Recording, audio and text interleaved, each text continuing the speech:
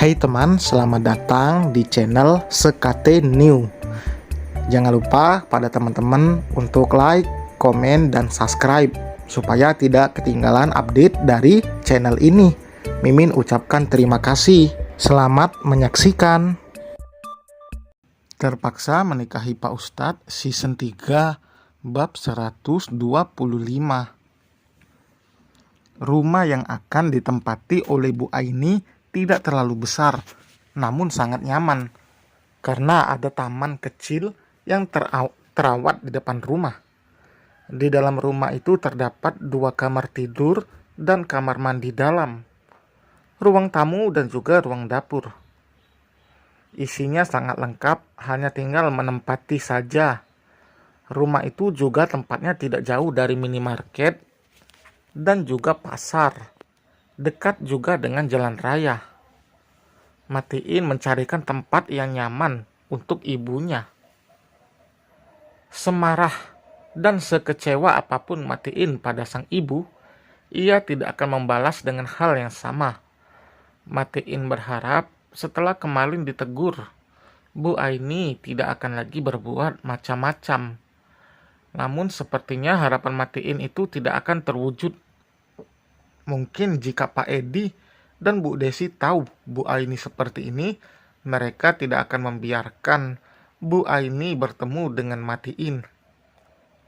Untuk apa datang jika hanya ingin menghancurkan? Mbak Nina, titip ibu ya. Kalau ada sesuatu jangan sungkan hubungi Hana.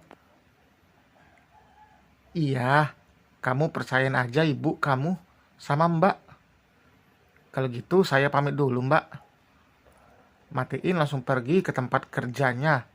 Ia sudah terlambat karena lebih dulu mengantar ibunya. Matiin masih memiliki kepedulian dengan melakukan ini. Mungkin jika sudah tidak peduli, ia akan membiarkan ibunya pergi sendiri. Atau lebih parah, membiarkan ibunya mencari kontrakan sendiri. Setelah Matiin pergi, Nina masuk ke dalam rumah untuk melanjutkan membereskan pakaian milik Bu Aini.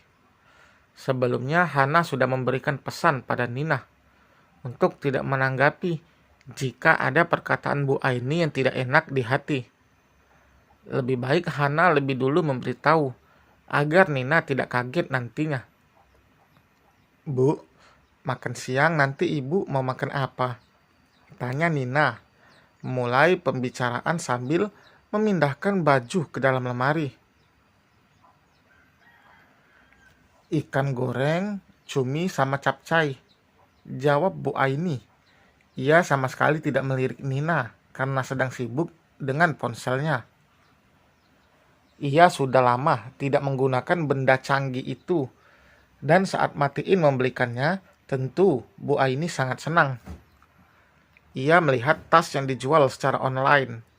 Terbiasa hidup hedon. Ia ingin kembali lagi hidup seperti dulu. Bu Aini membenci kemiskinan. Salah satu alasan dulu ia kabur dan meninggalkan suami serta anaknya adalah karena Pak Dario miskin. Mungkin jika Pak Dario orang berada, mereka dijodohkan, Bu Aini akan bisa sedikit menerima. Nanti saya izin ke pasar dulu ya Bu, sekalian jemput anak saya di sekolah. Iya. Kamu, siapa nama kamu?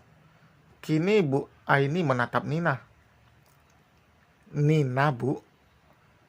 Nina, coba lihat ini. Tas ini cocok nggak buat saya? Bu Aini memperlihatkan tas seharga 16 juta itu pada Nina. Nina bukan fokus pada harga tas. Nina bukan fokus pada tas, melainkan pada harganya. Ia bahkan melongo. Akan sangat menyayangkan jika Bu Aini membeli tas semahal ini.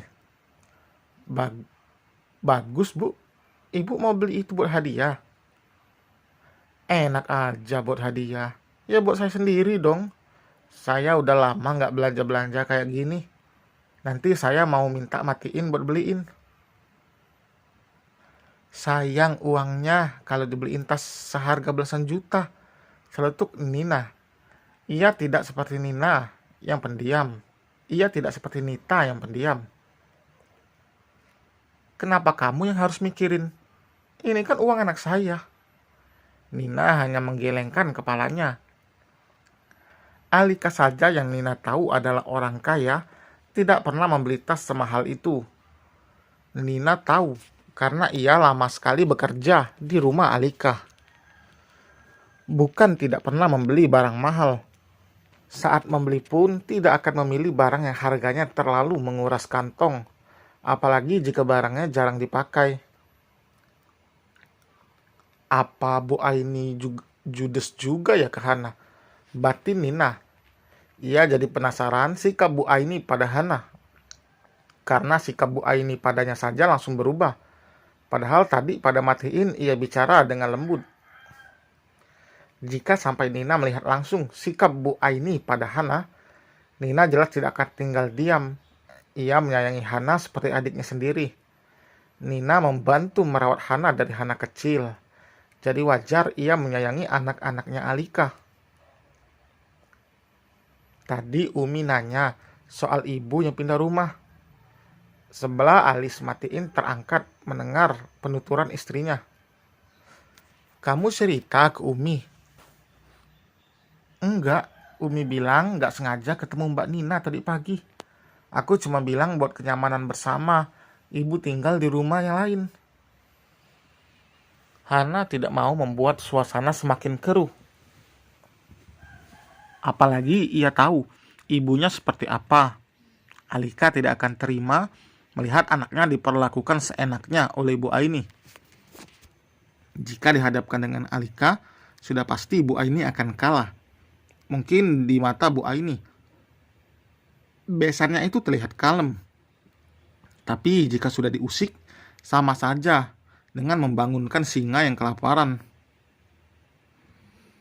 Mas, mohon jangan cerita apa-apa ke Umi. Bukan Mas belain ibu, tapi Mas gak mau nanti masalah semakin rumit. Maaf kalau Mas mungkin egois. Hana menggelengkan kepalanya. Jangan bilang gitu, Mas. Aku juga ngerti kok. Aku gak mungkin cerita semuanya ke Umi. Semoga aja apa yang terjadi gak terulang lagi. Keduanya memang mengharapkan kejadian itu tidak terulang kembali. Jika sampai terulang, Bu Aini sungguh keterlaluan. Mungkin tidak ada lagi maaf dari Matiin. Bayi juga tidak banyak tanya soal neneknya yang pindah rumah. Anak sekecil itu bahkan merasakan ketidaknyamanan saat Bu Aini ada di rumah mereka. Namun Hana tidak mengajarkan hal buruk pada bayi. Bagaimanapun Bu Aini tetap neneknya bayi. Nanti kalau kamu libur kerja baru kita tengokin ibu di sana. Semoga aja ibu ngerti karena kamu bekerja. Iya Mas, soal Nita besok dia mulai kerja lagi di sini ya. Biar nanti dia yang antar jemput bayi ke sekolah. Kalaupun bayi ikut ke rumah Umi, Nita juga bisa sekalian ikut ke sana. Pekerjaannya masih kayak kemarin, cuman ditambah jagain bayi aja. Matiin mengangguk setuju. Kamu sendiri udah bilang ke Nita? Udah.